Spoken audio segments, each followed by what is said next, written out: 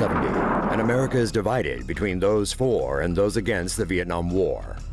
In late April, the conflict spread into neighboring Cambodia as U.S. forces hunted the communist Viet Cong.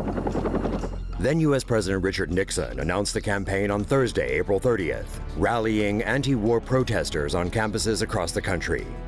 At Kent State University in Kent, Ohio, demonstrations began peacefully on May 1st, but were followed by looting and violence.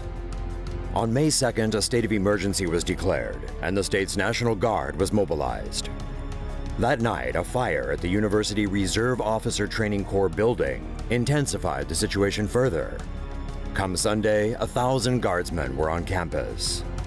Tensions were already high, but a boiling point would be reached the next day. On Monday, May 4th, 1970, the protesters fled into the nearby Prentice parking lot, and the guardsmen followed. They reportedly trained their weapons on the crowd without firing. Many protesters left, but some still remained. 4 people were killed as a result, including this 19-year-old woman, a Kent State student. The day before, she had reportedly told a guardsman, "What's the matter with peace? Flowers are better than bullets," then slid a flower into the barrel of his gun. This photo of 14-year-old Mary Vecchio screaming over the body of a dead student later became the defining image of the shootings.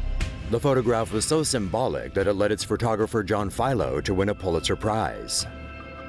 Miller and Krause were both protesting that day, but demonstrators weren't the only ones who were killed. Bystanders were as well. Sandra Schur, age 20, was walking with... Schur was a speech therapy student at Kent State.